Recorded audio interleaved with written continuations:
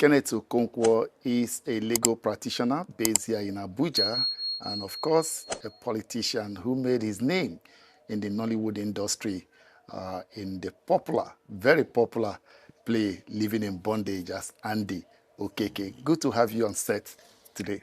Thank you very much, and thank you, viewers, for joining us. All right, let's start this way. Interesting way, anyway. Former presidential candidate of the Labour Party insinuated on his appearance on one of the television stations that you kind of betrayed him. That was the implication of his comments. How do you respond or react to that? Well, let's put it this way. Any politician that knows what he's doing cannot be betrayed by anybody. If there is anybody that betrayed the other, I can say it emphatically that Peter Obi betrayed me. You know, when we started 2023, it was an organic movement. Every Nigerian wanted a change. Every Nigerian was dissatisfied with the way things were going. And everybody wanted a change. And so we and Nigerians felt that there is a new thing that is appearing in the horizon.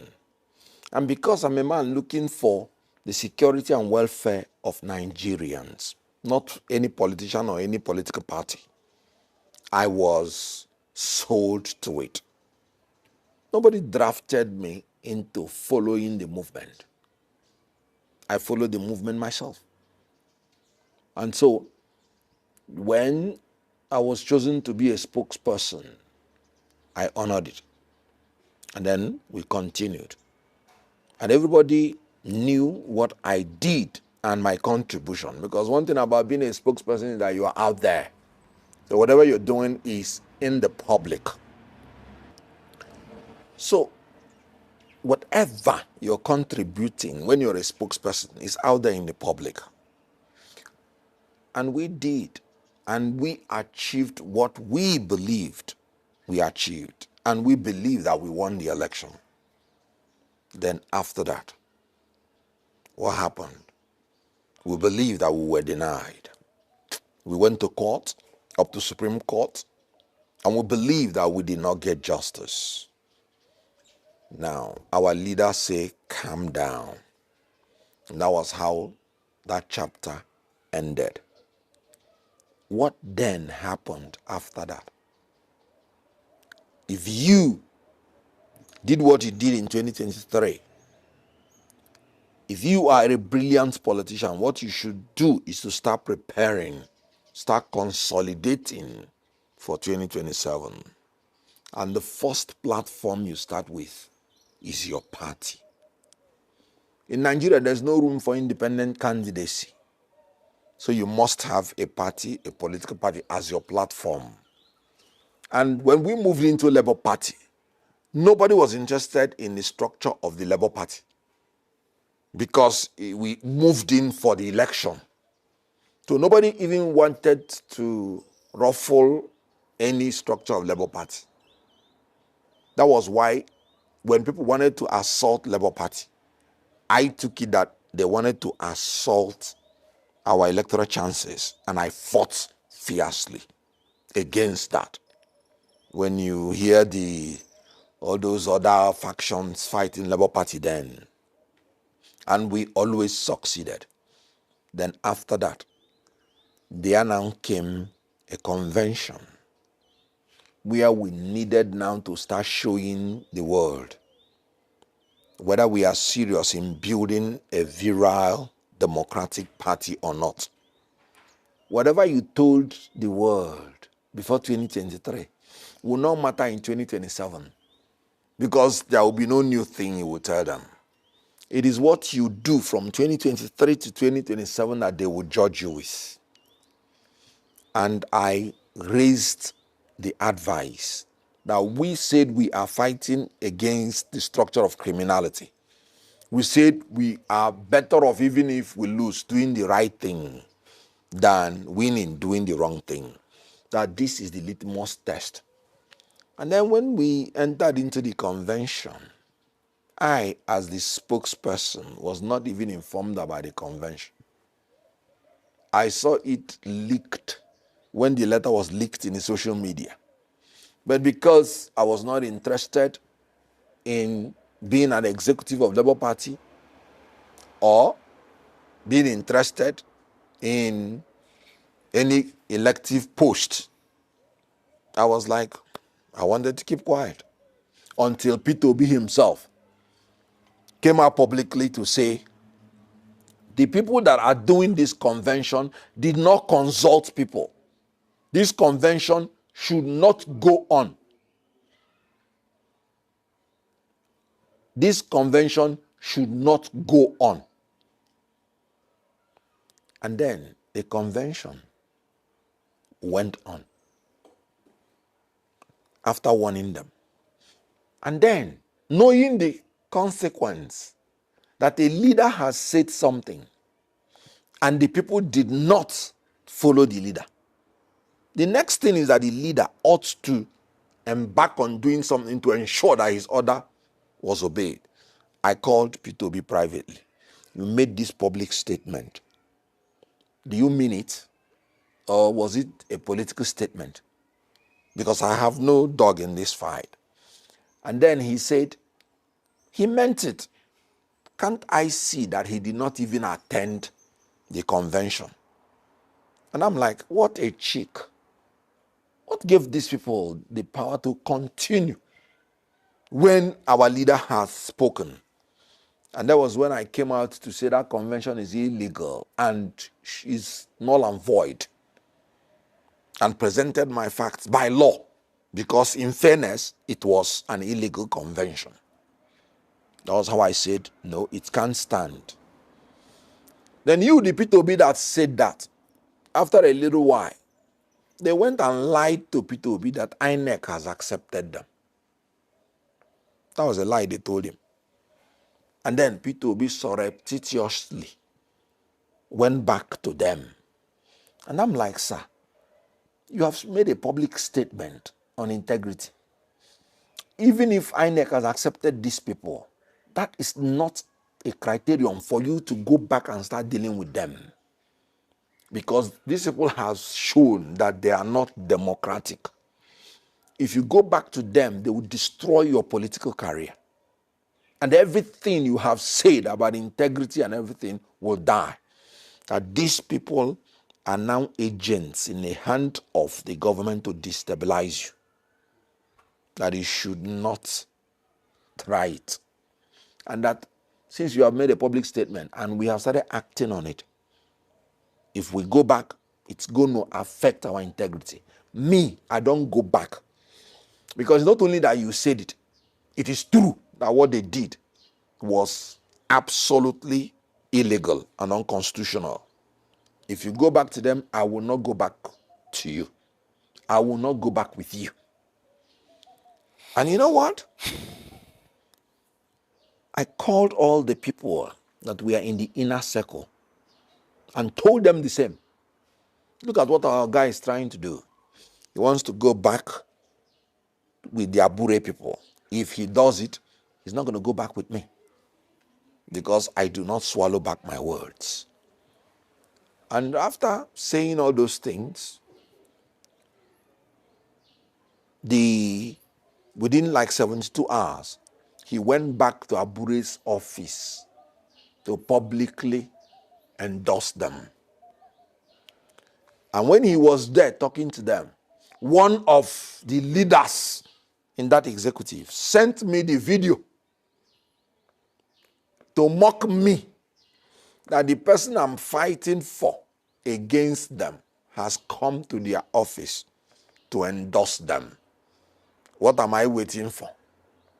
That was the first time I made a public statement that I disassociate myself from anything Abure and his executive. And that was the last time I sat down with Peter Obi to talk. And then we continued. Because I told Peter Obi, if because they lied to you, or even they told you that INEC, because then he didn't know they lied to him, but I know, being a lawyer, I said, assuming without considering that INEC has even recognized them, INEC recognized Tinubu. So why not let us go back with him? So I told him, because one philosopher, Alan Kasden, he said, never compromise your principles, even if it will lead to difficulty in the short term. Never compromise your principles, even if it will lead to problems, to difficulties in the short term. That's my policy. So, if INEC recognize them and you know they did the wrong thing and you want to go with them, then you are a politician of convenience, not a politician of conviction. And I told him, you are going into a problem. And so we continued. I disassociated myself and continued on that platform. It dawned on him because when he went to endorse them, he saw the backlash. Then he said, no, he's looking for reconciliation. I said, fine. That is still a very good escape route for him. If he can, maintain it and distance himself from them.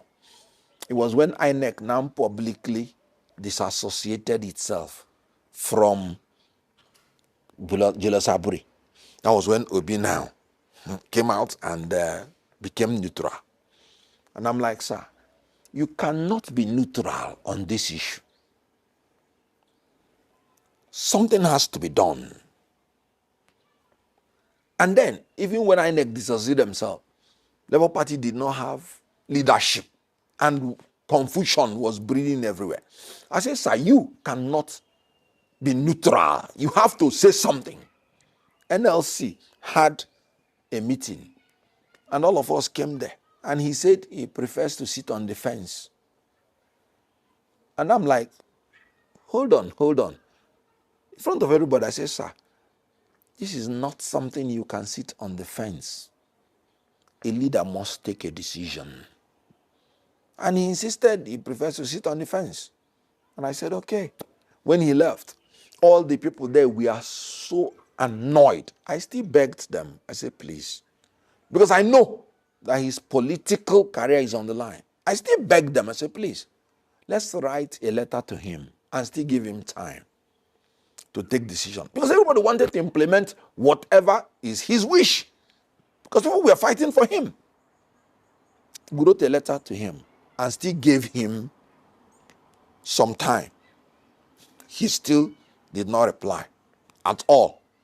That was when we came up with the caretaker committee idea. It was my brainchild.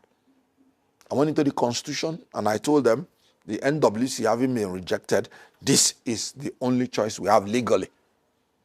And that was how it was carried. And Alex Oti, the governor Alex Oti, took it upon himself because he's a more decisive person. And then organized the Woman Here trip where they, chose and Obi came and announced the caretaker chairman. After that day,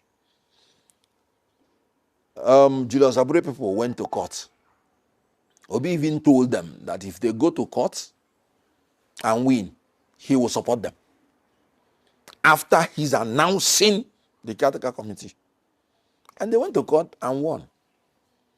And Obi abandoned the caretaker committee and started working with them. I was still maintaining my stand. I still told the whole world. I said the High Court decision is not according to the law. Because I'm a minister in the Temple of Justice. And our first rule in professional conduct is that we are trained to uphold the rule of law. Abure went to Court of Appeal, as in the caretaker committee went on Court of Appeal, and Abure won. By then, Obi had made up his mind that these people are the authentic one, and he was working with them. The gubernatorial election in Anambra State, it was Abure people that brought the candidate of Labour. Obi worked with them on that. And then I made it clear after the Court of Appeal decision, and I saw that Obi is still working with these people. Remember, they asked the legal advisor of Labour Party openly, and he said Obi is working with them. Within the time they went to court, I maintained my stand that the High Court and the Court of Appeal, they are in error because that did not accord to the law, because the law is very clear. The Supreme Court has held that the court does not have any jurisdiction to interfere in the internal affairs of political parties. And I say this is the position of the law. And the High Court and the Court of Appeal erred in law. And that even if they go to Supreme Court, and Supreme Court holds that they are right, I am done with Labour Party. Because I have seen what they are doing, and that's not what should be done. And my principle will not allow me, knowing that they are not doing the right thing, to follow them. So I resigned from the Labour Party because I said, whatever is the decision of the Supreme Court, whether it is for caretaker or for Abure them, I do not think I want to work with this set of politicians that do not have principle. And throughout the time I worked with Obi, I never consulted, worked with any politician whatsoever. And I'm making a public statement. When I was in PDP, I never consulted and worked with any politician outside PDP. When I was in APC, the same thing. When I was in Labour Party, the same thing. So I resigned from Labour Party. And then, when the Supreme Court gave judgment, that was when Obi remembered again the caretaker committee. Caretaker committee was in abeyance. I was the one who even going to the press when they asked me anything, defending them. Even when I resigned from Labour Party. Because as you know, I'm a public affairs analyst. And I state the facts anytime as clear as possible. So when the Supreme Court gave judgment, it was in favor of the caretaker committee. That was when Obi came back. And when we had that meeting, he said, let us take the CTC to INEC. And they went to INEC. And then they took the CTC there. Yet INEC did not do anything. INEC was delaying. And since then, what has he done? So the issue here is that Obi, when he said that somebody betrayed him, it is not true. Obi is the one betraying himself. And let me tell you the gospel truth. Nobody is murdering Obi's political career. Obi is committing political suicide. And I mean it. Because I recall when we were campaigning, I went to the national office when I saw their mindset and pleaded with every member of Labour Party that nobody should campaign or endorse any candidate who is not a member of Labour Party. Till today, when I was Labour Party, I did not endorse any candidate from councillorship to the presidency. The same will be endorsed candidates of other political parties publicly. The gubernatorial candidate of another party was who Obi endorsed in Cross River State, rather than the Labour Party gubernatorial candidate publicly. When I'm saying anything I did with Obi, it is only the ones that had been public. Anything we discussed confidentially, I would never say, unless he brings it up. So everything I'm telling you is something that's already in the public. So at the end of the day, it was still Obi that endorsed the candidates of other political parties, apart from Labour Party. I recall when I took some Labour Party candidates to the national headquarters, begging that they should be endorsed. I knew the obstacles that I had to pass. So the issue here is when he's trying to make that insinuation, when I was telling him that these people, they were going to sell him out, that if he follows them, I will not follow him. He said I was behaving rascally.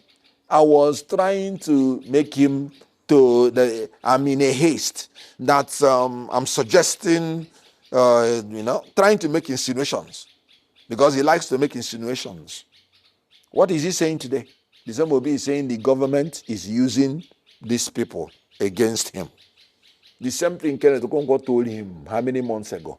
For crying out loud, if you're a leader, you are in such a party, you have 2-3 options. The first one is, if you see that these people are criminals, the way you want to paint them now, you leave the party if you can't solve the problem as a leader, so that your followers will not be confused, and so that you don't get so close to the time of the next election that you would have nothing to do about it.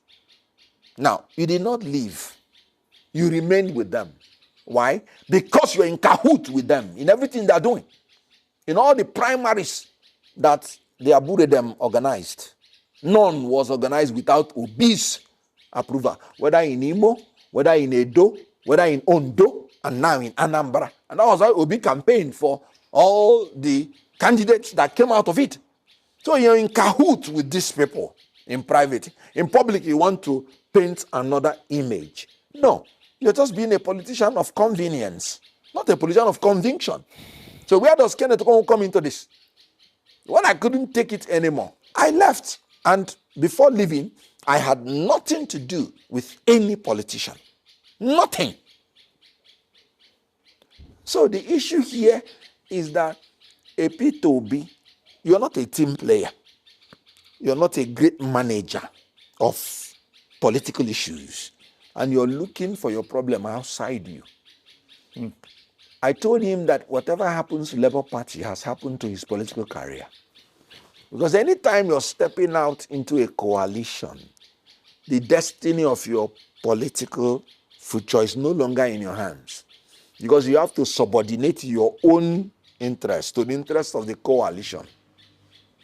Labour Party is not viable now as a party to prosecute presidential campaign. So his political destiny lies now in the coalition, or he is not going to make any impact whatsoever in 2027. So when he insinuated that Kenneth Okonkwo betrayed him, sorry, Obi betrayed himself, because he is just committing political suicide. Since you've made reference to the coalition, let's take it from there. What's your general assessment of the viability of the coalition being midwifed by opposition political parties, and are you part of it? Yes, I am part of the coalition. And in all honesty, the opposition does not even have a choice, because the individual political parties are not viable. So it's not even as if they have a choice. If the coalition cannot succeed, let all of them unanimously go and endorse Tinubu.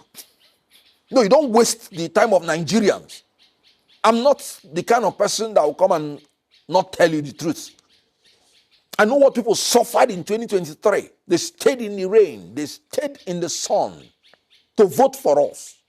I will not subject Nigerians to such suffering if I am not sure that the opposition parties are serious.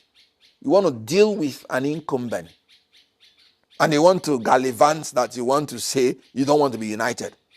And you want me to tell Nigerians to come and waste their time to fly home. Some people flew home from abroad. I know one young man that had a daughter. He had a problem with the wife, and the daughter was autistic. Yet he had to fly both of them home to vote for us. Then you're telling me you want to go alone, and you want me to come, and the opposition parties do not even have a choice. The only choice they have is to come together, consolidate their fortunes, and take out Tinubu. Nigerians will be willing to vote if they are sure that the oppositions are not in disarray, and if they are sure that their votes will count, if they are sure that when they vote, the politicians will be able to defend their votes, or at least galvanize them to defend their votes themselves. If they see that there is any politician who is not serious, who goes alone, they might ignore the politician. Because according to the law of thermodynamics, if you want to transfer energy from one matter to the other, some energy will unavoidably be lost. So even though we are in the coalition, eventually, I cannot guarantee you that everybody will end up being in the coalition.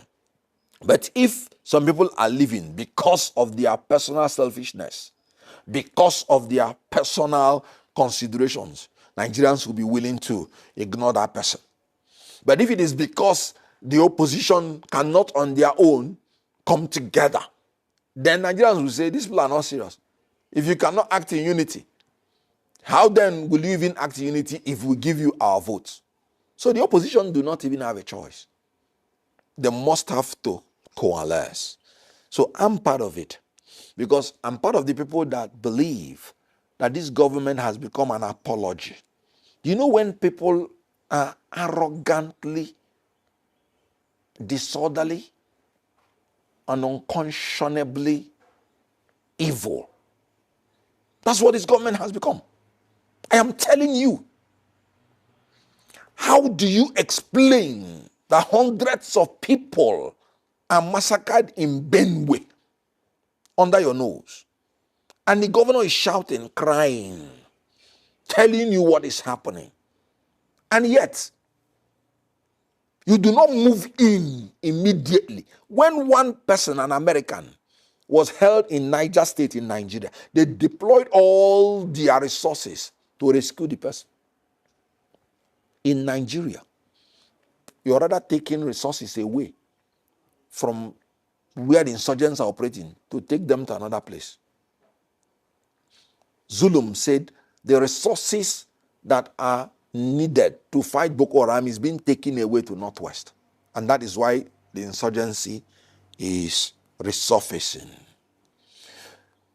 Why didn't you use that money that that you used to buy your private jet? Why didn't you use it to buy those resources you need for the Northwest, at least as a matter of priority, to prioritize the life and welfare of your citizens? You can still get a private jet when things are sorted out. Why would it be your first priority? After you're removing fuel subsidy, that people are paying 1,000 naira plus for what they were paying 100 naira plus. And you're telling me it was a wise thing you removed subsidy. No, it was a wicked thing. It was not a demonstration of wisdom. It was a demonstration of wickedness. Because people that were earning 30,000 and you increase this fuel first before increasing their salary, how would they survive?